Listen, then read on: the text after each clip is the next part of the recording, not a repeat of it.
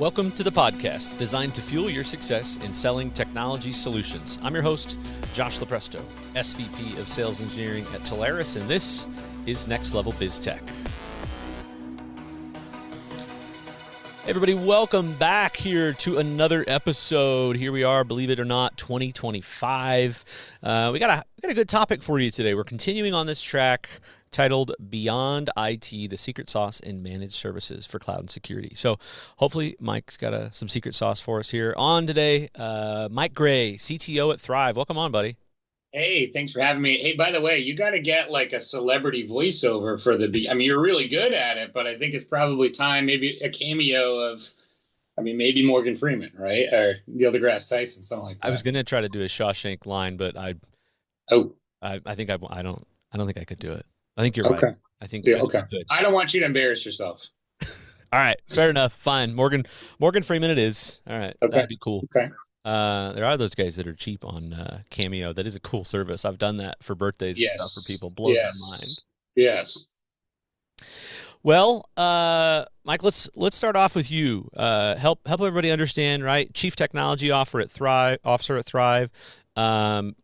Fantastic supplier for ours. I do probably need to give a quick shout out.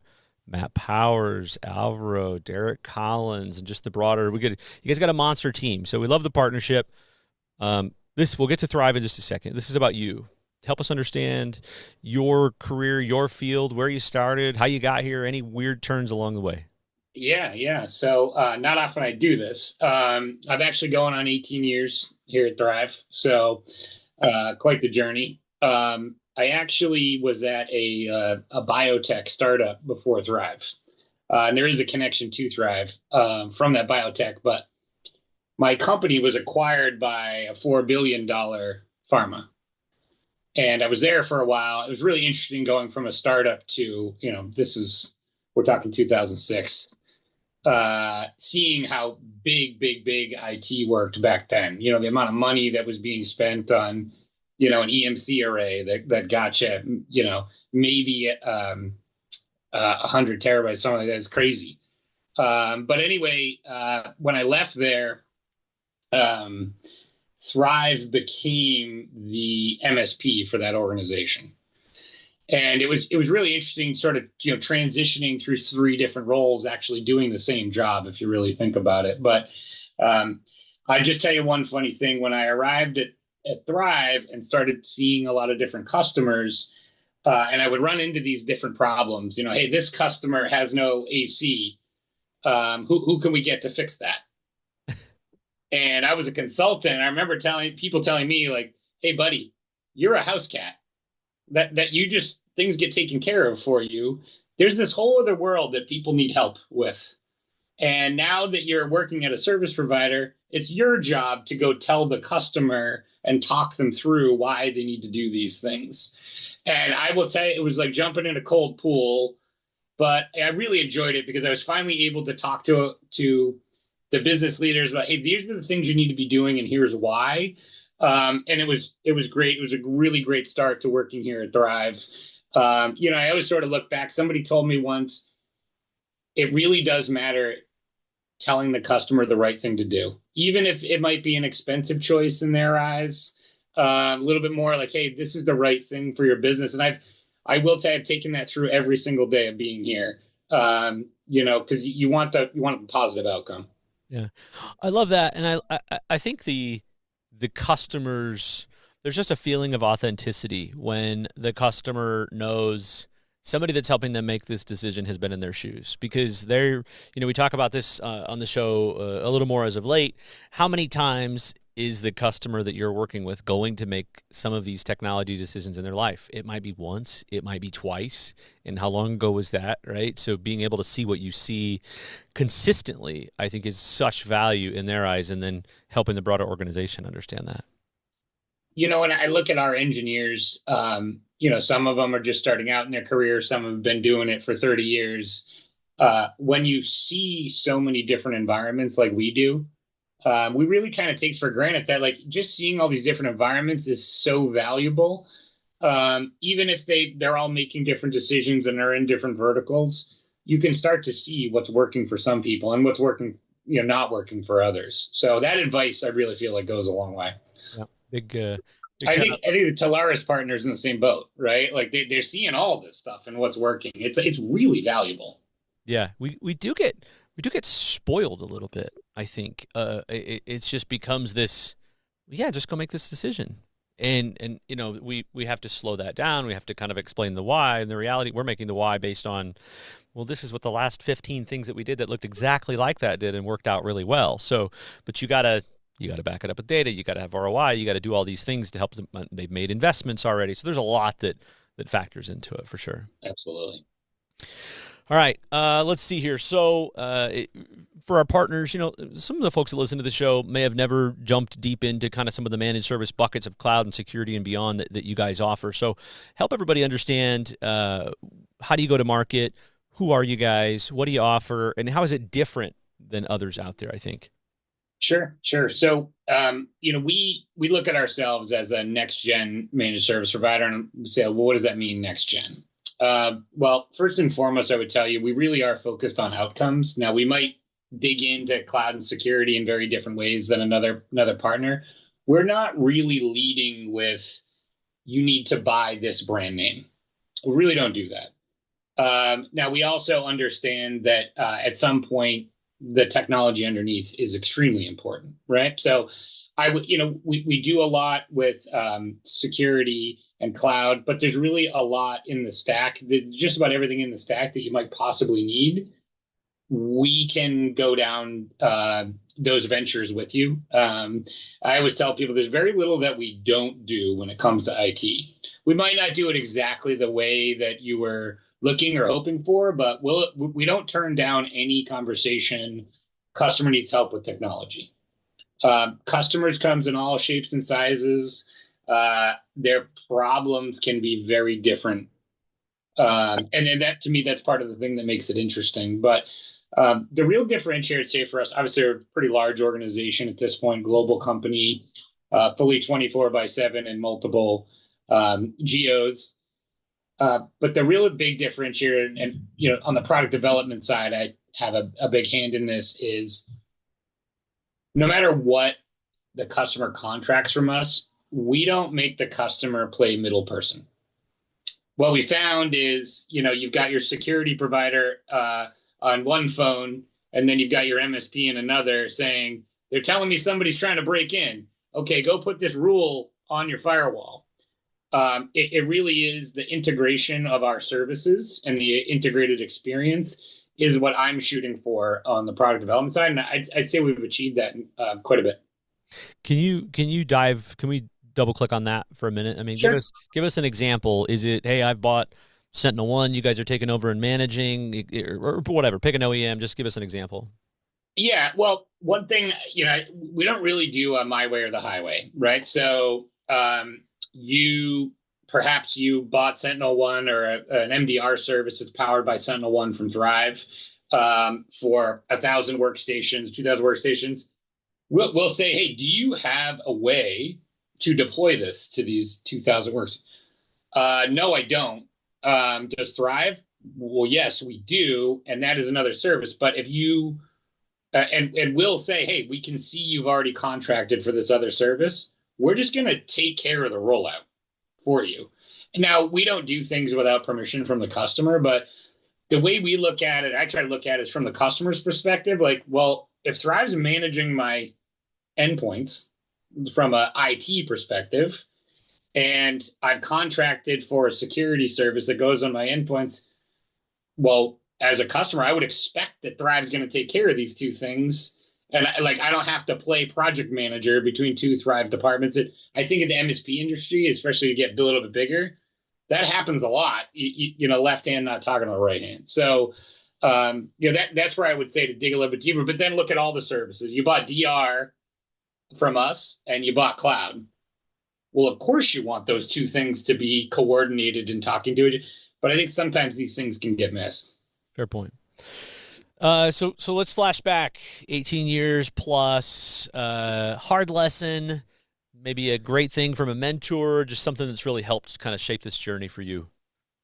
Yeah, I would tell you, this is a hard lesson for me as an engineer and someone that gives people advice, and I think also a hard lesson for the customers in this story.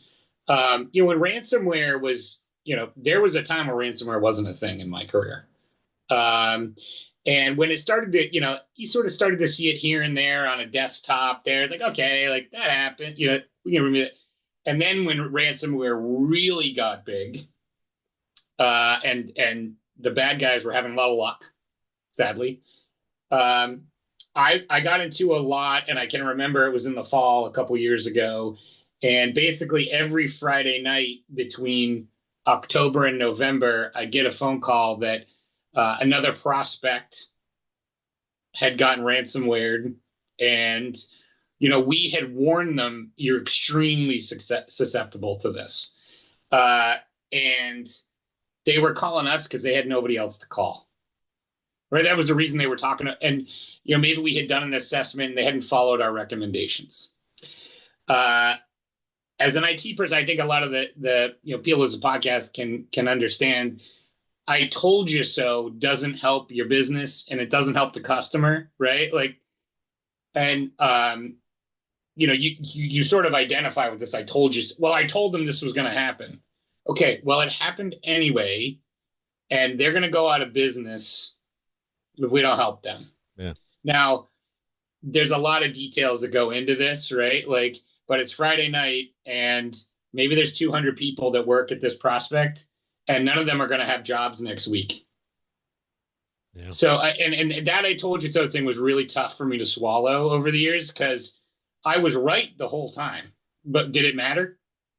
Yeah. It really didn't. So, and it really, I think, powered our ability to talk about prevention, and also to build what we released last year was our incident response and remediation service, which really is a break glass service. It's really focused on not having to use it.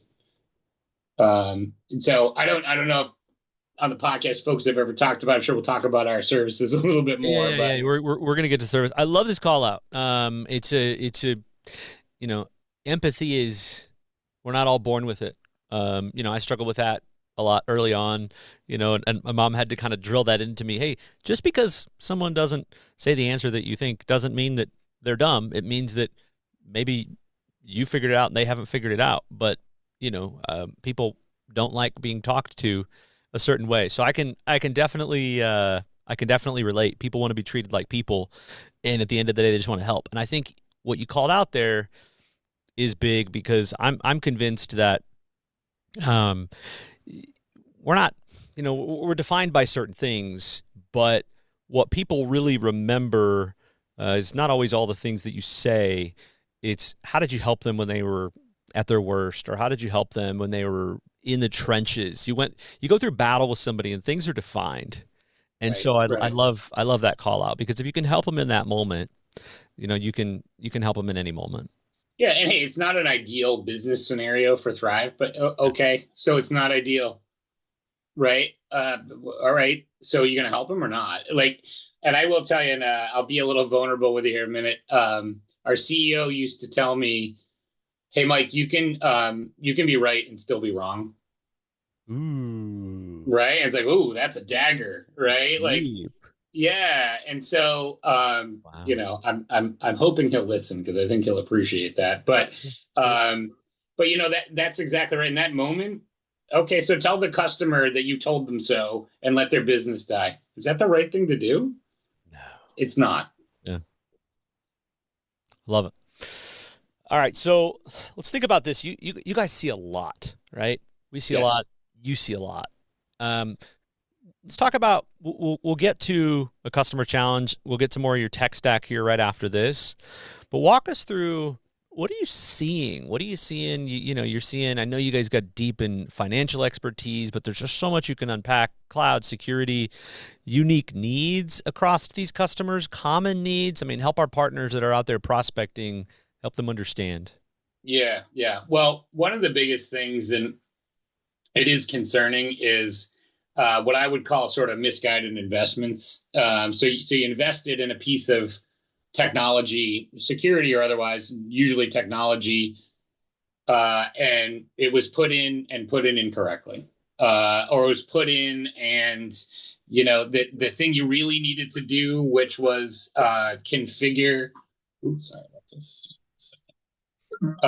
I Somebody called me. I hit accept instead of decline. So is configure the alerting, configure the logging. Like you did everything right except the last piece that was super important. Yeah.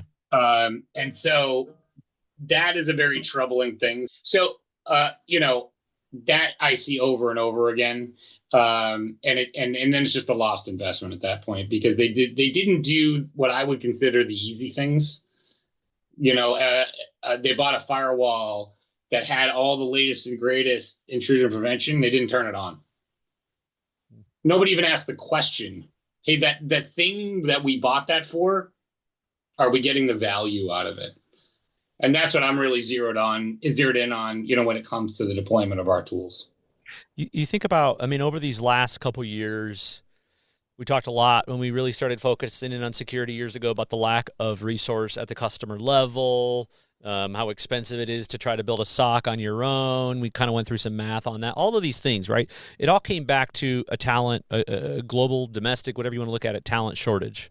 So is that, I mean, it seems to me that looking at how fun and exciting, but yet can be complicated prompt engineering and AI is, we've layered in more potential talent shortages, right? Here's security, a zillion jobs missing. And now people want prompt engineers, but they just haven't had that experience for years. Seems like a compounding effect. Are you still seeing that? You talk about they bought the firewall, they didn't turn it on, they didn't configure it right. What's your take on the global talent shortage with what you're seeing now? What I see, and I've seen this for a long time, is people trying to build service based on superheroes. Okay, so like, I got the best engineer in the world. Okay, he does it right every time. He works 70 hours a week, and I only got one of them. And so we really have to take a step. I look at superhero process and go, hold on a second. If that guy's not here, how do we make sure that gets done? And it really comes back to standards and process. And we talk a lot internally. It's funny you bring up prompt engineering. Talk a lot internally about automating the 5 minutes. There's a step of turning on the IPS. It actually takes 5 minutes. But if it's depending on a human being to make sure they click the buttons just right, like because we built a lot of automation, and someone would go, having a human do it takes about 35 seconds. Like, I know that. I don't want the human to do it because there's a potential they could do it wrong. I want a lot of that lower end stuff just out of their minds, because we've actually noticed, you say it's 5 minutes, but I had to train the person to do it correctly. They got to log on to a VPN, they got a SSO. It's actually more than a couple of minutes for a lot of these lower end tasks. And really getting these super smart people focusing on the things that only humans can do. Yeah. Maybe helping us build an AI model that could answer questions from a more junior. That's where I need those people, the knowledge in their heads. So if you take that, then right, I love that. I take that, translate that to I'm a prospect. I've got a base of customers. I'm gonna go talk to them as they kind of learn more about some of your OEMs, some of your offerings and the products that we're going to talk about even further. But pause for a second on what we're going to get to next, and just say, based on that, how do you tweak that? Go to the customer. Is it, what's your IT team like? What's the depth of that? What happens if that person goes away? What's the right way to? How do customers want to be asked to that? I sort of I have this sort of running joke with some of our sales folks that, like, I'm not a salesperson. I've been involved in a couple of sales. Like, maybe one was just me in the history of the guy. I'm 1-0. That's my win-loss. Yeah, love it. When I do talk to customers in the sales cycle, my question to them is, how can I help you? What do you need help with? Because I'm sure I can help you. But if I'm being prescriptive on a problem that you don't even have, like why are we even having this conversation? And then the transparency of they say, well, I have this problem, and I say, well, here's in somewhat detail how we're going to help you with that problem. Right. And not a lot of well, we're going to engage with you on oversight. No, I'm talking about tactically. This is how we're going to make that work. And I can tell, I actually speak a lot in the details of our product because I know how they all fit together. What I'm usually trying to communicate is a tactical level. Well, this other problem's not going to happen anymore because we have this process, which is part of this service, that it's essentially impossible for that problem to happen again. And I would really say with our scale globally and the people we have, just we have to have process internally for things to work. Yeah. To stay in business, I would even say, like, whereas I think smaller organizations might go, well, I don't really have the time to build that process or the people. So I'll just continue with the way it's going and I'll put the superhero on it. And that's the best it's going to be. Automation, standardization, and processes are requirements of our business. They're not nice to haves. Yeah. Yeah. I mean, I never thought I thought these were a bunch of, fluffy words when we talked about process and, procedures and all those things early on. I was like, nah, you turn the knob, you get the right thing, and man, it's just awesome. Right, The right. least exciting thing, but probably most of the time the most convincing thing for a customer to understand is we've figured out scale.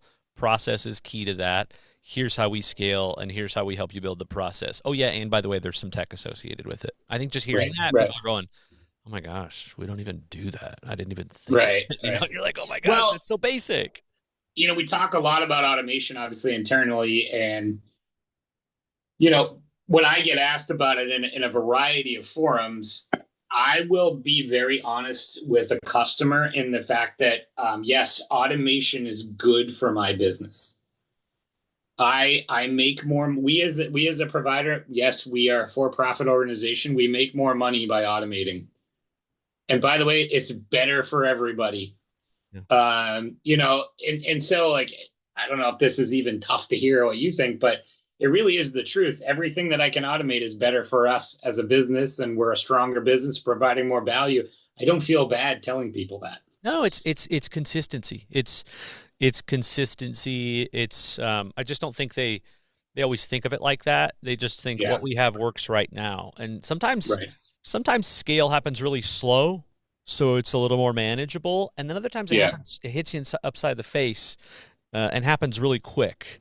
And you have pain along the way in different varying forms. And so I think just that here's how I can give you predictability, automation, and scalability to the parts of your business that matter. No, I wouldn't feel guilty. To me, that's confidence in a great product and a great process. Yeah. Yeah. And I know, if your core business is not IT or security or any of these other things, I would assume you don't have a lot of great IT automation because you're a manufacturing company. Well, my business is those things. I have those things because I need to, not because I'd like to. Yeah. And that is also another recurring theme in all this is depending on your vertical, it's unlikely that you have a lot of these pieces that I have because that's not what you're focused on. Fair. All right. We got to get into some OEM soup here. So Okay, I'm ready. you guys got a lot. First of all, let's preface with maybe there's this idea of, hey, maybe we can take over some things that a customer has. Maybe we can sell net new if they need net new. If you think about that frame as we get into cloud, we get into security, help the partners understand if I hear some of these types of tech stacks, we can go security, we can go cloud, we can kind of go Yep, spend some yep, time here. yep, yep. What do you got? So let's start with endpoint protection, right? It's a very common one that comes up. Customer says, I've got an expiring carbon black. I'll pick somebody out of the wild there. I got an expiring carbon black contract and I need a new endpoint tool. We want to help solve endpoint problems, not pick a new endpoint tool.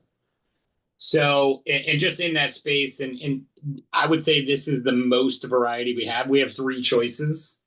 for endpoints, and there's a very specific reason why we have endpoints. Now, Thrive's a big Fortinet shop, one of the largest, Fortinet managed service providers in the country, probably the globe.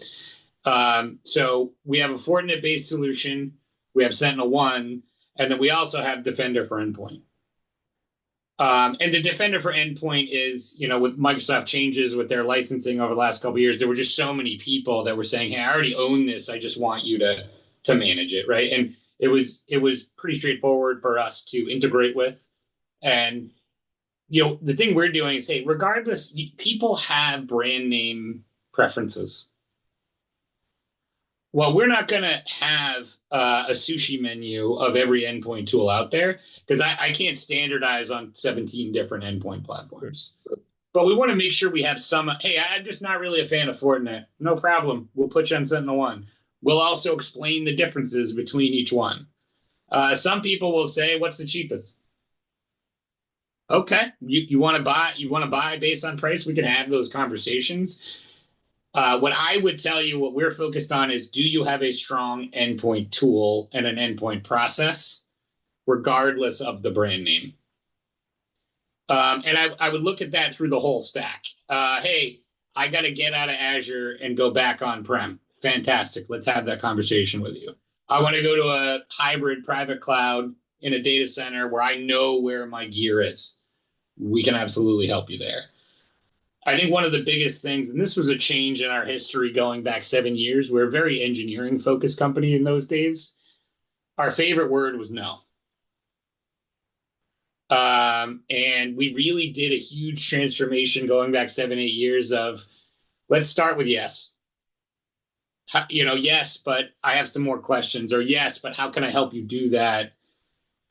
Because if you're starting with no, things are never going to grow. And I would say that to everybody in this industry, whether on the sales side or the engineering side, hey, don't let the technology or the brand name be the thing that's going to stop this whole story in its tracks. Do you have another endpoint solution? No. Well, you don't get to have the follow-up conversation, right? And so if you're talking to customers about their needs, there's very little we cannot help them with. So if they say, "Hey, can Thrive help with X?" Yes, but I'm probably going to need to ask you a few more questions. Okay, great. Now we get to have the follow-up. I love hearing that. It's we've heard many of the engineering department of no's before, and I think it's a transition of no to it depends to yeah, let me figure that out. But you're right. Right. Yes, it depends. Right. Give me the questions. Give me the answers. Right. We've just got these funnels, these maps in our brain, and we're fixers. We want to map the right thing to it, but we don't want to let anybody down, and we want to make sure that we've looked out around as many corners, I think, as we possibly can. I love to hear that transition. Yeah, and I'll give you one other example, and maybe overstated at this point, but for years people would ask us to do penetration testing. The answer was no. We started doing automated pen testing a couple years ago, which I'm a huge fan of personally. That works extremely well. And we tried to, we set our sales targets on automated pen testing very low because, well, we don't do this. And, for a million different reasons, I didn't want to say we were going to hit some number that we couldn't hit. Yeah. I think it was 5 times our projections in a year. And I think we hit 5 times 8 months into the first year. I was like, whoa. And we actually saw a lot of follow-on revenue from those automated pen tests. And I figured something out. The customer called us up and said, "Do you do pen testing?" No. End of conversation. Well, now it was yes, but we do automated pen testing. And that little trigger was amazing to me and a huge lesson learned that when you say no, you don't get to hear what the next piece of information is. Right. And that was a very eye-opening experience for sure. Yeah. I learned this or somebody shared this with me somewhere along the way. The department of no versus how it could be when you're talking to customers. And if you look even at the most basic, if you're into acting and comedy and improv, it's the one thing they teach you, and you're going back and forth when you're riffing with somebody. The second they say, oh, hey, Mike, isn't it funny? And you go, no, Right. you just can't. Same theory applies, right? So Right. I Right. love Right. hearing that same theory. If it's oh yeah, yeah, oh man, did you hear about on the news? Can you believe that? Blah blah blah. It Yeah. just Yep. enables the back and forth, and Absolutely. it enables the conversation. I love that. We're not going to jump into any improv now, right? This isn't like a surprise thing that you're going to. Ladies and gentlemen, Oh, welcome. No, no. No, no, no, no, no. no, no, no, no, no, no. That Okay. would no. We'd have to prep for that. Okay. Prepped improv. No, I Okay. love this. All right. You want to maybe walk us through any cool use cases, customer wins over the years, and kind of what we like to hear on this is what was the problem? What was the business problem? Was it all kind of drawn out right away? Did you uncover more? And really, what did that tech stack look like in the customer environment after? Just we can keep names, Yep. hidden, Yep. but Yep. walk us through. Might be a little bit detailed and technical, but I want to mention it anyway. We had a long time customer, very large organization, as far as number of employees go, very important. And they had their own IT staff, and obviously we provide IT services to them, help desk services, things like that. We were almost constantly at odds, and when you're at odds with a very large customer you've had a long time, like that's not a fun experience. Every 6 months or so, we got to come back to the table, and this guy's right, and this guy's wrong, and this data's. It was just never. Yeah, I could never stand. We're in a rat race, Yeah. and we developed our ServiceNow sort of co-management tooling right around the same time. This is when I say this was not a small organization. They had 40 IT people, and we probably had 40, 50 assigned on our side. Talking about 100 people trying to work together. Well, the interesting thing is they were working in one work stream on their side, and we're working on another platform on our side, ServiceNow. And we kept pointing to all these relationship problems. And then at one point, and I got to be honest, I think it was our sales team that said, "Hey, well, we just developed this new ServiceNow product where they work in our ServiceNow side by side in a very secure way." And Josh, I'm telling you, like magic, we deployed that technology solution. Now we're singing off one sheet of music, and it was amazing to hear the feedback from both sides that now the left hand knows what right hand is doing. Everybody's in the clear. And more importantly, we started building automated processes because we could see both sides of the equation. And now I'm not saying that we don't have to continue to nurture that relationship with this customer, but everything has changed for us because, again, we're working as 100-person team and not this all day. And it really is cool to hear positive feedback from someone that there was a lot of pains over the years, and our engineers who used to maybe avoid working on that customer. Mm. People do that. They're like, oh, it's so easy now. You can work right together. There's somebody there. It does feel like one team. So technology is not going to solve every problem out there. Sometimes it can be the catalyst to solve a problem. And so that's one I always highlight. We've seen this a lot where you've got the client's IT team at a large organization and Thrive, and they're just not really working together. And when we move them into ServiceNow or integrate our ServiceNow with theirs, it really just make a smooth experience for everybody. It's not the most common product that we have. I'm super proud of it. We love it. It's growing like crazy for us. And I do feel it's unique on the co-managed side of the Yeah, world. it is. It is. I got to think that has to be just standardizing on some sort of ITSM has to be such a game changer for you guys because it isn't this kind of locked out monolithic thing. I mean, there's just so many hooks and integrations and things that you can do into ServiceNow. Again, if we're back on this theme of don't say no and it's a yes, I mean, you can just sit there confidently and go, yeah, we could probably do that. And ServiceNow, you probably tie it Yeah. in, right? Yep. Yeah. And I didn't. I was not a 20 years with ServiceNow. I mean, they haven't really been around 20 years. Yeah. We came into it as part of our growth, And when and there's going to be people listening to podcasts, oh, Mike's fanboying on ServiceNow. Like, okay, yeah, so I am. But what you start to realize with a lot of these platforms, ServiceNow, Salesforce, Azure, AWS, these platforms, the technology is not the hurdle. The technology can do it. And that's when someone says, hey, can we do X in ServiceNow? Like, there's very little chance we can't do that. But what do you want the process to be? And what do you want the outcome to be? Right? What's your objective? Like, well, I'm not really sure what my objective is. Okay, well, that's a great conversation for anybody to have if you're technical or not. Yeah. Like, hey, I just want to be able to onboard my new employees effectively.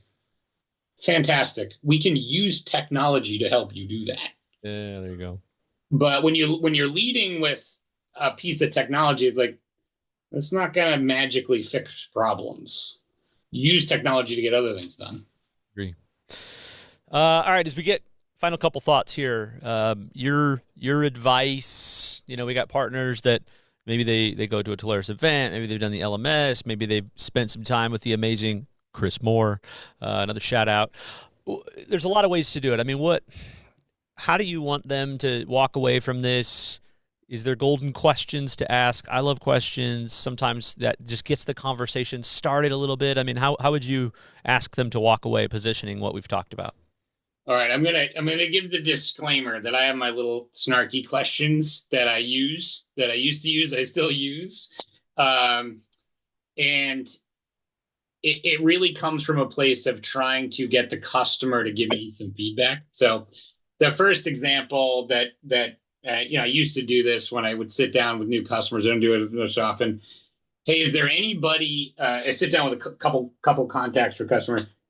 Is there any, before we have a conversation about security, is there anybody in your organization, Mr. Customer, Mrs. Customer, dedicated to security?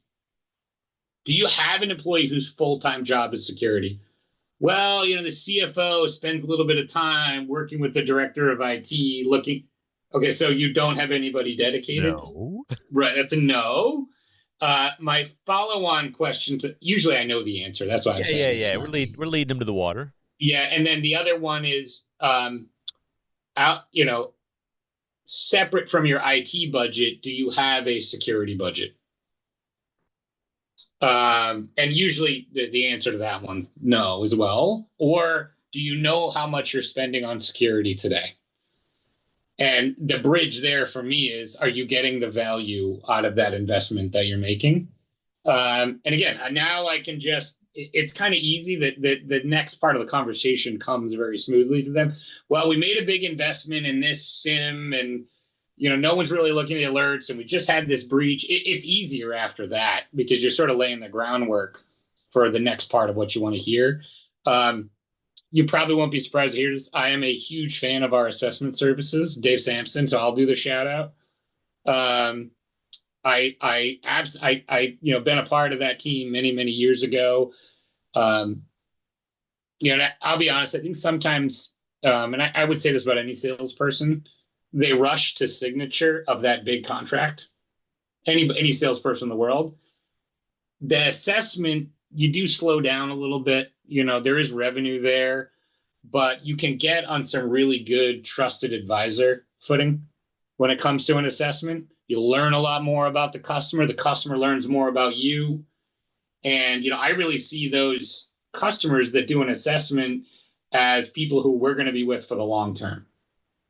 Because we slowed down a minute, we talked about what the issues were, and we didn't just rush to signature. And I'm sure everybody on a podcast like this, like, signature is like one of the most exhilarating things you can Yeah. get. Right? Sign here, press hard. Yep. But it's a long-term customer for me that I'm interested in, right? And I think that anybody would say that, Sure. right? For sure. Um, one last thing just on what you said before we kind of close this out.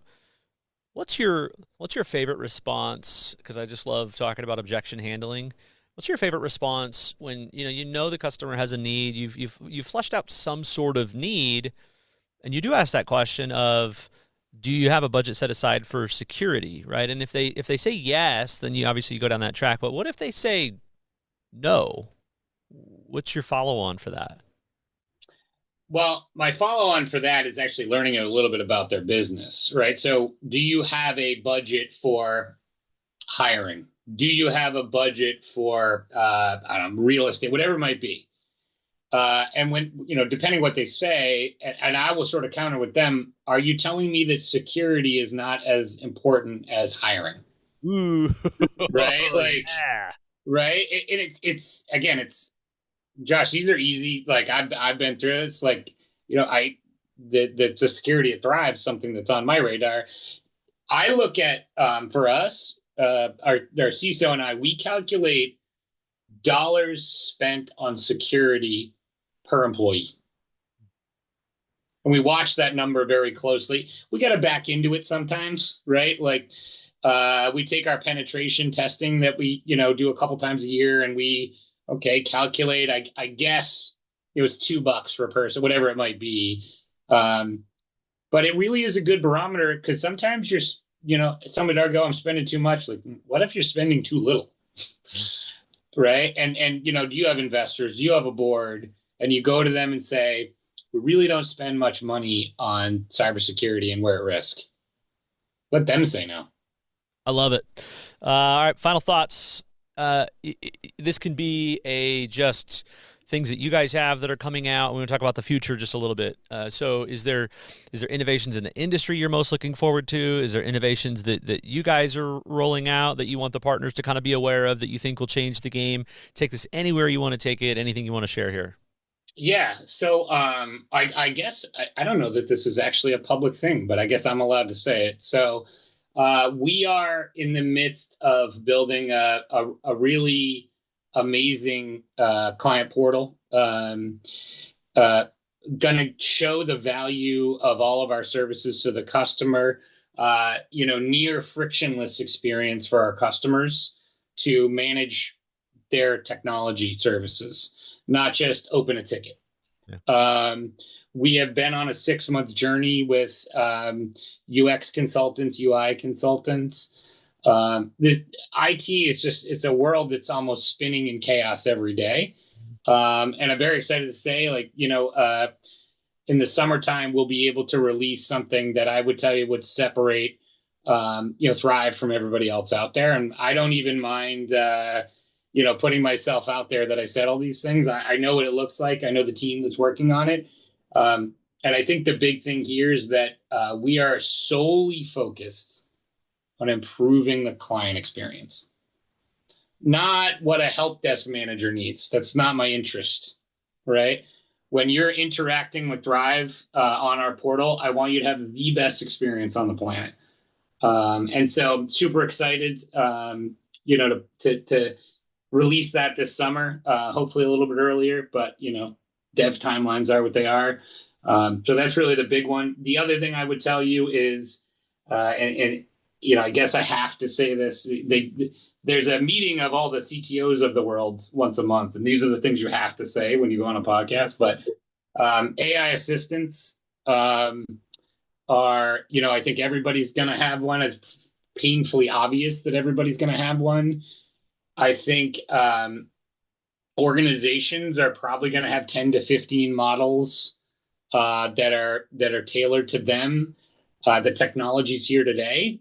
We as human beings got to catch up. So, this is your executive team model that you can ask questions. Who's our most important customer? That a CEO could ask without having to ask 5 other people to build them a dashboard. That's the other area that I'm really excited. We have some things cooking on that front. But, we don't want to put a bunch of technology out there that people aren't getting the value from because maybe not all the steps are there to deploy it. So sure. I'd say really those 2 things are the ones I'm most excited about.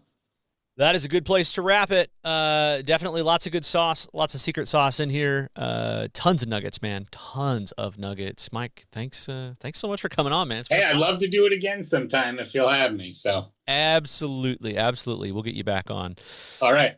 Okay, everybody, that wraps us up for today. As always, don't forget, wherever you're listening to, Apple Music, Spotify, wherever it may be, make sure that you're following, subscribing. You get these drops every Wednesday, and you can go apply some of these great things that our guests are sharing. So awesome stuff. Mike Gray, CTO at Thrive. This has been Beyond IT, the secret sauce in managed services for cloud and security. I'm your host, Josh Lopresto, SVP at Sales Engineering at Telarus. Till next time.